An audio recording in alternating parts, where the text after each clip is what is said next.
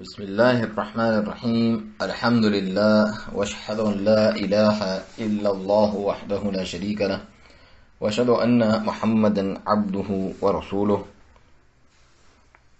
صلى الله عليه وعلى اله وصحبه وسلم تسليما كثيرا ثم اما بعد.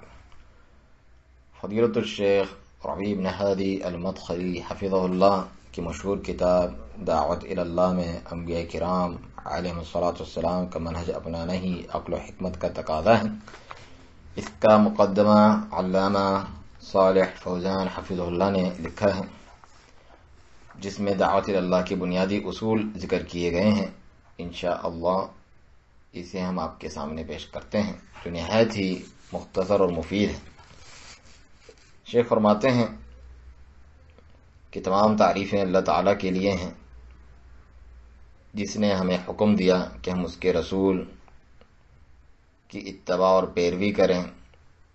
اس کی راہ کی جانب دعوت دینے میں، اور درود و سلام ہو ہمارے نبی محمد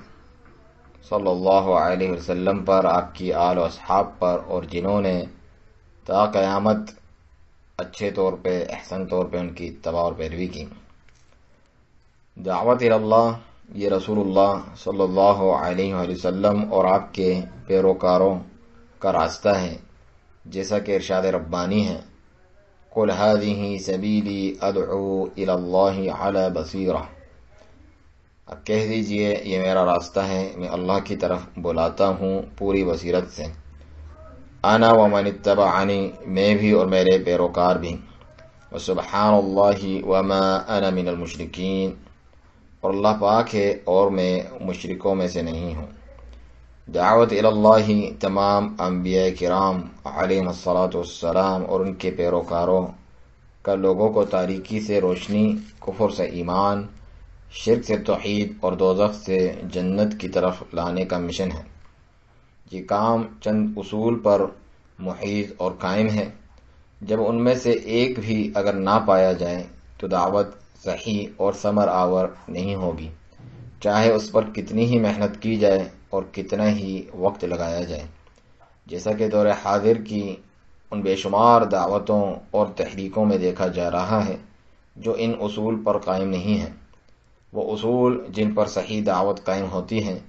کتاب و سنت کی روشنی میں مختصراً یہ ہیں. نمبر 1، دعوت الی اللہ کا علم. جس کی جانب دعوت دی جا رہی ہو اس کا علم ہونا ضروری ہے.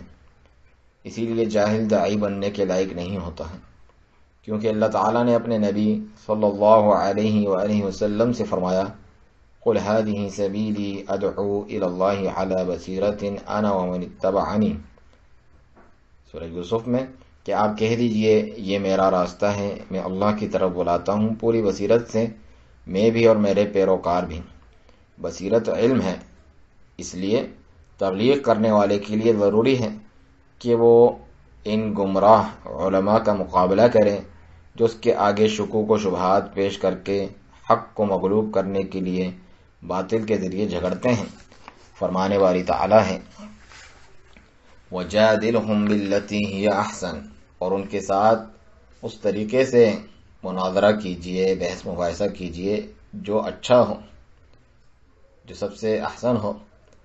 رسول اللہ صلی اللہ علیہ وسلم نے معاذ بن جبل رضی اللہ عنہ سے فرمایا، اِنَّكَ تَأْتِي قَوْمًا مِّنْ أَهْلِ الْكِتَابِ، تم ایسی قوم کے پاس جا رہے ہو جو اہل کتاب میں سے ہیں. یعنی انہیں علم ہے. اگر داعی اس علم سے لیس نہ ہو جس کے ذریعے وہ ہر شبہ کا مقابلہ اور ہر فریق کے ساتھ مناظرہ کرتا ہے، تو وہ پہلے ہی مارکے میں شکست سے دوچار ہو کر شروع راستے میں ہی ڈھیر ہو جائے گا.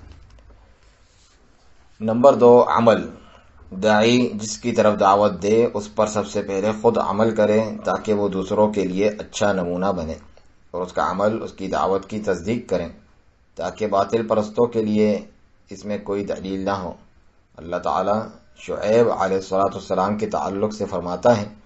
کہ جب انہوں نے اپنی قوم سے کہا، وَمَا أُرِيدُ أَنْ أُخَالِفَكُمْ إِلَى مَا أَنْهَاكُمْ عَنْهُ، اور یہ نہیں ہو سکتا کہ جن باتوں سے میں تم کو روکتا ہوں انہیں خود کرنے لگوں. ان اريد الا الاصلاح ما استطعت، میں تو اپنی طاقت بھر اصلاح ہی کرنا چاہتا ہوں. اور اللہ اپنے رسول محمد صلی اللہ علیہ وآلہ وسلم سے فرماتے ہیں قل ان صلاتی ونسکی ومحیای ومماتی للہ رب العالمین، کہہ دو میری نماز اور میری قربانی اور میری زندگی اور میری موت اللہ کے لیے ہے جو سارے جہانوں کا رب ہے، لا شریک لہ، اس کا کوئی شریک نہیں، وبذالک امرت وانا اول المسلمین، اور مجھے اس کا حکم دیا گیا ہے اور میں ماننے والوں میں سب سے پہلا ہوں۔ نیز فرمایا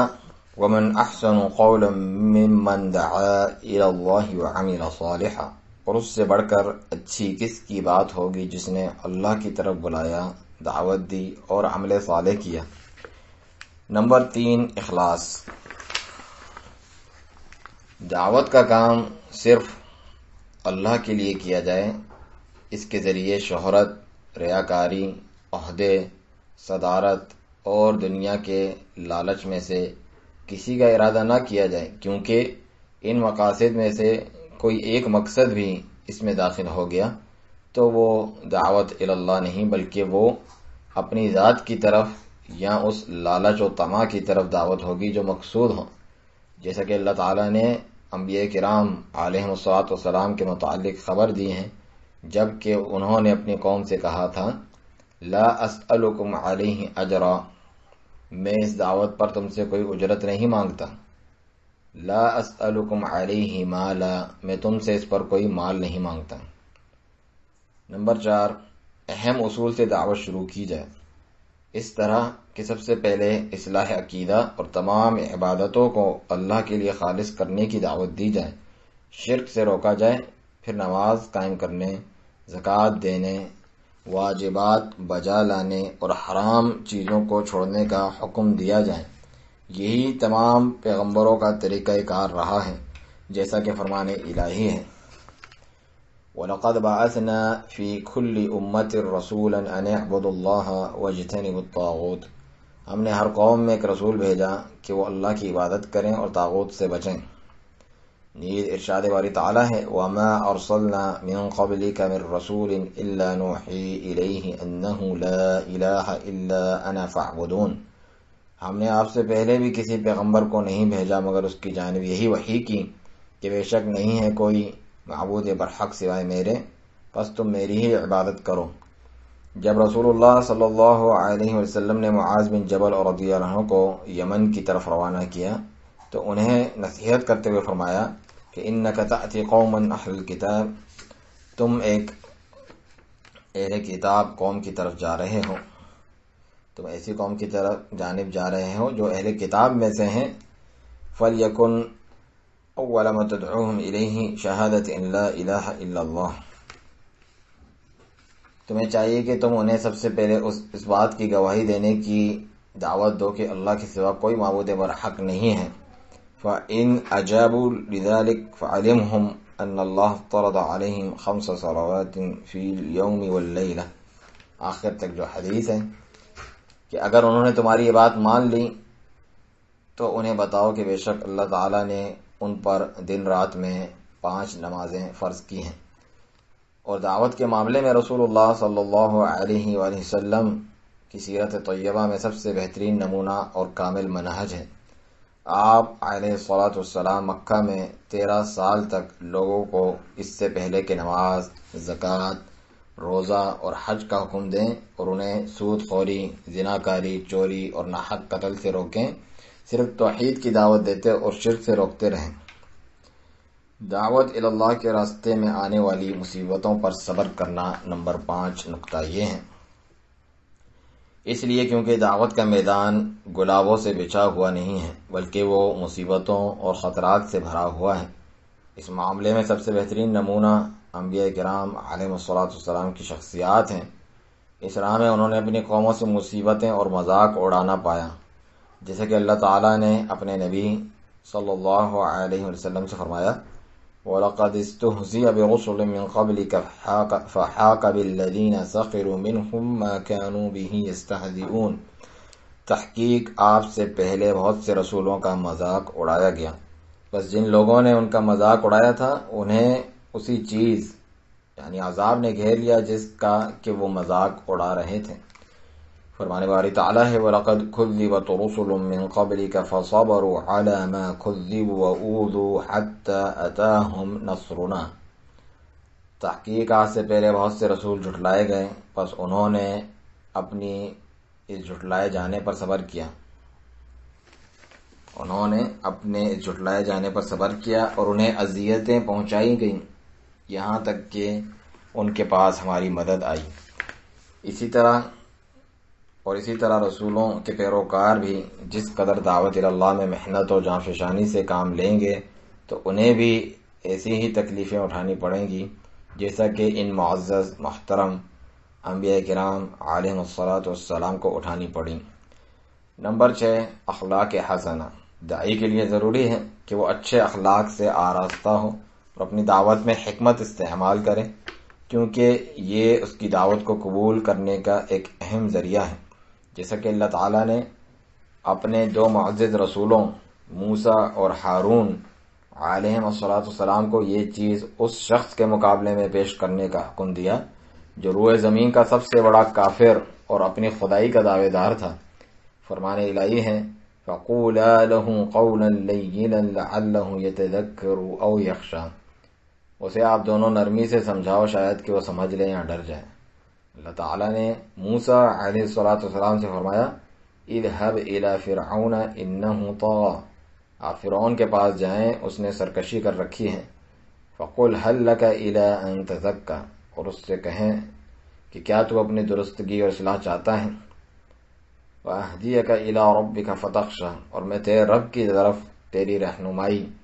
کروں تاکہ تیرے اندر اس کا خوف پیدا ہو۔ اور اللہ تعالیٰ نے ہمارے نبی صلی اللہ علیہ وسلم کے متعلق فرمایا فَبِمَا رَحْمَةٍ مِّنَ اللَّهِ لِنْتَ لَهُمْ، یہ اللہ کی مہربانی ہے کہ آپ ان کے لیے نرم دل واقع ہوئے ہیں۔ وَلَوْ كُنْتَ فَظًّا غَلِيظَ الْقَلْبِ لَانفَضُّوا مِنْ حَوْلِكَ، اگر آپ بد مزاج سخت دل ہوتے تو یہ آپ کے پاس سے منتشر ہو کر بھاگ جاتے۔ نیز فرمایا وَإِنَّكَ لَعَلَىٰ خُلُقٍ عَظِيمٍ، آپ عظیم اخلاق پر فائز ہیں۔ پھر فرمان الہی ہیں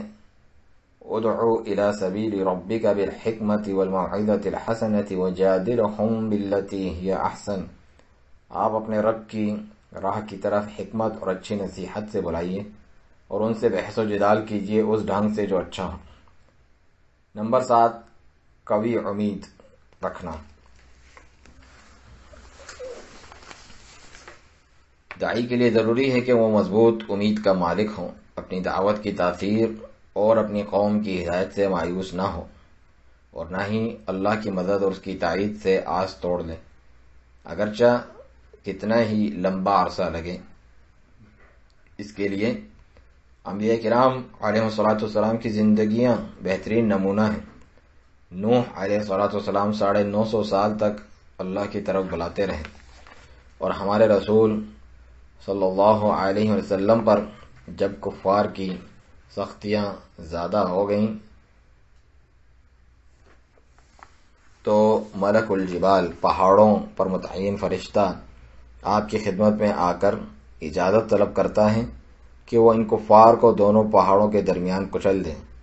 لیکن آپ صلی اللہ علیہ وسلم نے فرمایا لا بل استأنی بہم، نہیں بلکہ میں ان کے لیے مہلت کا طلبگار ہوں۔ لعل اللہ یخرج من اصلابہم من یعبد اللہ وحدہ لا یشرک بہ شیئا، شاید کہ اللہ تعالیٰ انہی میں سے ایسی نسل پیدا کرے جو ایک اللہ کی عبادت کرے گی اور اس کے ساتھ کسی چیز کو شریک نہیں ٹھہرائے گی۔ جب بھی داعی اس صفت کو گنوا بیٹھے گا وہ شروع راہ میں ہی ٹھہر جائے گا اور اپنے کام میں ناکامی سے دوچار ہوگا، اور جو بھی دعوت ان بنیادوں پر استوار نہیں ہوگی یا اس کا منہج رسولوں کے منہج سے جدا ہوگا تو وہ عنقریب ناکام ہو جائے گی، کمزور پڑ جائے گی اور اس کی کوششیں بیکار کی تھکاوٹ ہوں گی۔ اس کی بہترین مثال دور حاضر کی وہ جماعتیں ہیں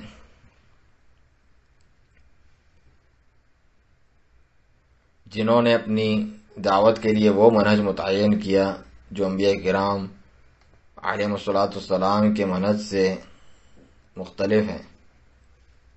اور ان میں سے اکثر جماعتوں نے عقیدہ کے معاملے میں غفلت برتی، اصول کو چھوڑ کر چند گوشوں کی اصلاح کی دعوت دینی شروع کر دی۔ ایک جماعت نے سیاست اور حکومت کی اصلاح کی دعوت سے اپنی تحریک کو شروع کیا اور لوگوں پر شریعت کی حکمرانی اور حدود قائم کرنے کا مطالبہ کرنے لگی۔ یہ ایک اہم زاویہ تو ہے، لیکن سب سے زیادہ اہم نہیں۔ یہ کیسے ہو سکتا ہے کہ چور اور زانی پر شرعی احکام کا نفاذ کا مطالبہ مشرک پر اللہ کے حکم کے نفاذ سے پہلے کیا جائے؟ بکری اور اونٹ کے لیے لڑنے والوں پر اللہ کے فیصلے کا نفاذ، قبروں اور بتوں کی پرستش کرنے والوں اور اللہ تعالیٰ کے اسماء و صفات میں الحاد و گمراہی اختیار کرنے والے اور اس کی صفات کو معطل کرنے اور اس کے کلمات میں تحریف کرنے والوں سے پہلے کیا جائے؟ کیا یہ لوگ زیادہ مجرم ہیں یا وہ لوگ جو زناکاری، شراب نوشی اور چوری میں ملوث ہیں؟ بے شک یہ جرائم بندوں کے حق میں برے ہیں، اور شرک اور اللہ کے اسماء و صفات کی نفی خالق کے حق میں بری ہے، اور خالق کا حق مخلوق کے حق پر مقدم ہے۔ شیخ الاسلام امام ابن تیمیہ رحمہ اللہ الاستقامہ میں فرماتے ہیں کہ یہ گناہ توحید کی صحت و سلامتی کے ساتھ بہتر ہیں اس سے کہ یہ گناہ نہ ہو مگر توحید میں فساد ہوں۔ اس کی تعلیق میں ہے کہ اس کی دلیل اللہ تعالیٰ کے فرمان بھی ہیں کہ ان اللہ لا یغفر ان یشرک بہ ویغفر ما دون ذلک لمن یشاء، سورۃ النساء میں، کہ اللہ تعالیٰ اس بات کو معاف نہیں فرماتا کہ اس کے ساتھ شریک بنایا جائے، اس کے علاوہ جو گناہ ہیں وہ جس کے لیے چاہے گا معاف فرما دے گا۔ اور یہ عجیب ترین بات ہے کہ جب آپ اس قسم کی جماعتوں کے قائدین کی کتابیں پڑھیں گے تو ان میں مزاروں سے تبرک اور صالحین سے توسل کی باتیں ملیں گی۔ آگے شیخ الفوزان حفظ اللہ فرماتے ہیں کہ ایک دوسری جماعت ہے جو دعوت کا کام سر انجام دے رہی ہے، لیکن وہ اس منہج پر چل رہی ہے جو انبیاء کرام علیہم الصلوۃ والسلام کے منہج سے مختلف ہے۔ یہ جماعت عقیدے کو کوئی اہمیت نہیں دیتی، بس اس نے عبادت کے چند گوشوں کا احاطہ اور صوفی منہج کے مطابق کچھ ذکر و اذکار کی مشق کر لی ہے، اور لوگوں کو اپنے ساتھ نکلنے، چلے و گشت پر اور سیاحت کرنے کی ترغیب دیتی ہے۔ ان کے پاس اہمیت اسی کی ہے کہ لوگوں کو اپنے ساتھ نکالا جائے، چاہے ان کے عقائد جیسے بھی ہوں۔ یہ تمام نئے طریقے ہیں جو وہاں سے شروع ہوتے ہیں جہاں سے انبیاء کرام علیہم الصلوۃ والسلام کی دعوت ختم ہوتی ہے۔ ان کی مثال اس ڈاکٹر کی سی ہے جو ایسے جسم کا علاج کر رہا ہے جس کا سر تن سے جدا ہو چکا ہے، اس لیے کہ دین میں عقیدے کا مقام جسم میں سر کی طرح ہے۔ اس جماعت سے یہی مطالبہ ہے کہ وہ دعوت اللہ میں پیغمبروں کا منہج جاننے کے لیے کتاب و سنت کی جانب رجوع کریں اور اپنے منہج و فکر کو صحیح کر لیں۔ حکومت اور اقتدار جو دوسری جماعت کا محور ہے، جس کی جانب ہم نے پہلے اشارہ کیا، اللہ تعالیٰ کے فرمان کے مطابق اس وقت تک حاصل نہیں ہوگا جب تک کہ صرف ایک اللہ وحدہ لا شریک لہ کی عبادت نہ کی جائے اور اس کے سوا تمام چیزوں کی عبادت کو نہ چھوڑا جائے، جیسا کہ فرمان الہی ہے وعد اللہ الذین آمنوا منکم وعملوا الصالحات لیستخلفنہم فی الارض کما استخلف الذین من قبلہم۔ اللہ نے ان سے وعدہ کیا ہے جو تم میں سے ایمان لائے اور نیک عمل کیے کہ وہ انہیں زمین میں ضرور خلیفہ بنائے گا، جیسا کہ ان لوگوں کو خلیفہ بنایا جو ان سے پہلے تھے۔ وَلَيُمَكِّنَنَّ لَهُمْ دِينَهُمُ الَّذِي ارْتَضَىٰ لَهُمْ وَلَيُبَدِّلَنَّهُمْ مِن بَعْدِ خَوْفِهِمْ أَمْنًا، اور ان کے اس دین کو مضبوطی سے جما دے گا جو وہ ان کے لیے پسند کر چکا ہے، اور ان کے موجودہ خوف کو امن سے بدل دے گا۔ شرط یہ ہے کہ یعبدوننی لا یشرکون بی شیئا، وہ میری عبادت کریں اور میرے ساتھ کسی کو شریک نہ ٹھہرائیں۔ اس حال میں وہ ہوں گے۔ ومن کفر بعد ذلک فاولئک هم الفاسقون، جس نے اس کے بعد بھی انکار کی روش اپنائی پھر ایسے لوگ ہی فاسق ہیں۔ کیا یہ لوگ ملک کو بت پرست عقائد، مردوں کی عبادت اور درگاہوں سے جو تعلق ہے جو لات، عزا اور منات کی پرستش سے کچھ بھی مختلف نہیں بلکہ اس سے کہیں زیادہ ہے، اس سے پاک کرنے سے پہلے اسلامی حکومت قائم کرنا چاہتے ہیں؟ گویا یہ ایک ایسی کوشش ہے جو کبھی کامیاب نہیں ہوگی، جیسا کہ عربی میں شعر ہیں جس کا معنی ہے کہ جو مشقتوں کے بغیر بلند درجے حاصل کرنا چاہتا ہے، گویا اس نے اپنی عمر ایک ناممکن کام میں گوا دی۔ بے شک شریعت کی حاکمیت، حدود اور اسلامی ریاست کا قیام، حرام سے اجتناب اور واجبات کی ادائیگی، یہ تمام توحید کے حقوق اور اس کی تکمیل اور اس کے تابع و تحت ہیں۔ پھر کیسے تابع کا تو اہتمام کر لیا جائے لیکن اصل کو چھوڑ دیا جائے؟ میرا خیال ہے کہ ان جماعتوں کی دعوت کے طریقے میں انبیاء کرام علیہ السلام کے منہج کی مخالفت پائی جاتی ہے۔ ایسا اس لیے ہے کیونکہ یہ لوگ اس نبوی منہج سے ناواقف ہیں، اور جاہل کے لیے یہ موضوع نہیں کہ وہ داعی بنے، کیونکہ دعوت کی اہم شرائط میں سے ایک شرط علم ہے، جیسا کہ فرمانے والی تعالیٰ ہیں قُلْ هَٰذِهِ سَبِيلِي أَدْعُو إِلَى اللَّهِ عَلَىٰ بَصِيرَةٍ أَنَا وَمَنِ اتَّبَعَنِي وَسُبْحَانَ اللَّهِ وَمَا أَنَا مِنَ الْمُشْرِكِينَ۔ آپ کہہ دیں یہ میرا راستہ ہے، میں اللہ کی طرف بلاتا ہوں پوری بصیرت سے، میں بھی اور میرے متبعین پیروکار بھی، اور اللہ پاک ہے اور میں مشرکوں میں سے نہیں ہوں۔ اس سے معلوم ہوا کہ داعی کی قابلیت میں سب سے اہم علم ہے۔ بہت سے وہ لوگ جو دعوت کی طرف منسوب ہیں، اگر ان میں سے کسی سے پوچھ لیا جائے کہ اسلام کیا ہے اور اس کے نواقض کیا ہیں، یعنی جس سے اسلام ختم ہو جاتا ہے، یعنی وہ کن چیزوں سے ٹوٹ جاتا ہے، تو وہ اس کا صحیح جواب بھی نہیں دے سکیں گے، تو پھر ایسے لوگوں کے لیے یہ کیسے جائز ہے کہ وہ داعی بنے؟ ہم دیکھتے ہیں کہ جماعتیں خود آپس میں اختلاف میں مبتلا ہیں، کیونکہ ہر جماعت کا پلان، منشور اور منہج دوسری جماعت سے مختلف ہے، اور یہ رسول اللہ صلی اللہ علیہ وسلم کے منہج سے منہ موڑنے کا لازمی نتیجہ ہے، کیونکہ رسول اللہ صلی اللہ علیہ وسلم کا منہج ایک ہی ہے جس میں نہ تو کوئی تقسیم ہے اور نہ اختلاف، جیسا کہ فرمانے باری تعالیٰ ہے قُلْ هَٰذِهِ سَبِيلِي أَدْعُو إِلَى اللَّهِ عَلَىٰ بَصِيرَةٍ أَنَا وَمَنِ اتَّبَعَنِي۔ یہ آیت بار بار شیخ حفظہ اللہ بیان فرماتے ہیں کہ کہہ دیں یہ میرا راستہ ہے، میں اللہ کی طرف بلاتا ہوں پوری بصیرت سے، میں بھی اور میرے پیروکار بھی۔ اس سے معلوم ہوا کہ نبی اکرم صلی اللہ علیہ وسلم کے پیروکار اسی ایک راہ پر گامزن ہیں، اس میں ان کے درمیان کوئی اختلاف نہیں، بلکہ اختلاف ان میں ہے جو اس منہج کی مخالفت کرنے والے ہیں، جیسا کہ ارشاد الہی ہے وَأَنَّ هَٰذَا صِرَاطِي مُسْتَقِيمًا فَاتَّبِعُوهُ، کہ یہ بے شک یہی میرا راستہ ہے بالکل سیدھا۔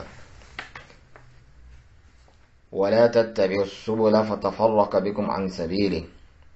تم اسی کی پیروی کرو، فَاتَّبِعُوهُ، یہ میرا سیدھا راستہ ہے، اس کی پیروی کرو، دیگر راہوں کی پیروی نہ کرو کہ وہ تمہیں